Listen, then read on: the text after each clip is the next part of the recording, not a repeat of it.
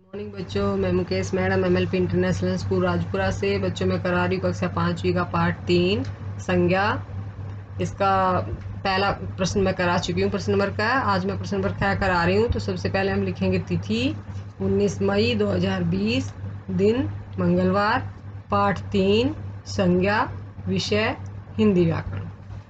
प्रश्न नंबर ख, नीचे कुछ संज्ञा शब्द दिए गए हैं, इन शब्दों को संज्ञा के भेदों की सारणी में लिखना है।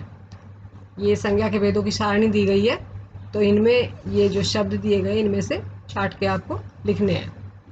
शब्द क्या क्या है देखो, लेखक, अमेरिका, सेना, स्वतंत्रता, लाल किला, गधा, बचपन, कक्षा, मिट्टी, गुच्छा, पक्षी, मोटापा, पानी, पागलपन, तारामंडल, हिमालय, नई दिल्ली, ढेर, मातृत्व, नारी, लोहा, दूध, गंगा, मनुष्य और चीनी।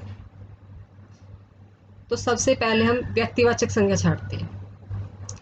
व्यक्तिवाचक संज्ञा में क्या आता है, किसी विशेष व्यक्ति, स्थान या प्राणी का नाम। लाल किला एक विशेष इमारत का नाम है, नई दिल्ली एक शहर का नाम है, अमेरिका एक देश का नाम है, तारामंडल आकाश में एक तारों के एक समूह का नाम है, हिमालय एक विशेष पर्वत का नाम है और गंगा एक विशेष नदी का नाम है। इसलिए सभी व्यक्तिवाचक संज्ञा है।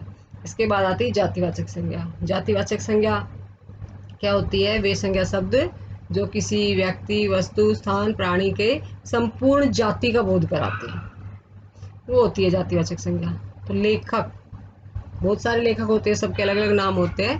तो लेखक उनकी संपूर्ण जाति का बोध करा रहा है, तो लेखक। ऐसे ही मिट्टी भी कई प्रकार की होती है, गधा, पक्षी बहुत सारे होते हैं, नारी, सभी नारी जो है अलग अलग नाम होते हैं सबके और उनकी पूरी जाति को कहते हैं नारी।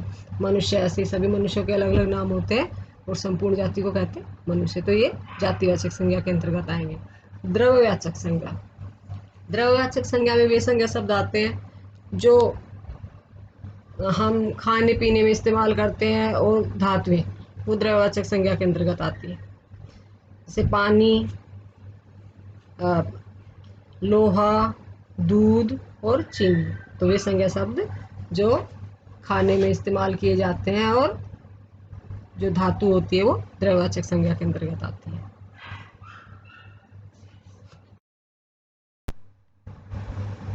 इसके बाद समूहवाचक संज्ञा। समूहवाचक संज्ञा में वो संज्ञा शब्द आते हैं जो समूह में रहते हैं, एक से ज्यादा होते हैं। मतलब जो जैसे गुच्छा, अंगूर का गुच्छा, चाबी का गुच्छा, जहाँ जिसमें एक से ज़्यादा अंगूर या एक से ज़्यादा चाबी रहती है तब गुच्छा कहते हैं, हम एक को नहीं कहते। ढेर, बहुत सारी वस्तुएं होती है तब उसको हम ढेर कहते हैं। सेना, किसी एक सैनिक से सेना नहीं बनती, सेना में बहुत सारे सैनिक होते हैं। ऐसे ही कक्षा में कोई एक विद्यार्थी नहीं रहता, बहुत सारे विद्यार्थी रहते हैं।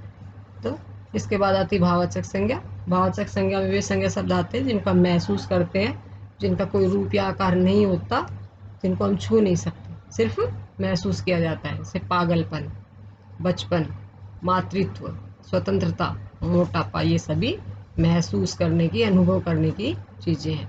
अगला प्रश्न है प्रश्न नंबर ग, उचित समूहवाचक संज्ञा चुनकर रिक्त स्थान भरिए। आपके पास दो दो ऑप्शन दिए हुए हैं, ये समूहवाचक संज्ञा के ऑप्शन है। तो किसमें मतलब कौन सा ऑप्शन आएगा ये आपको देखना है।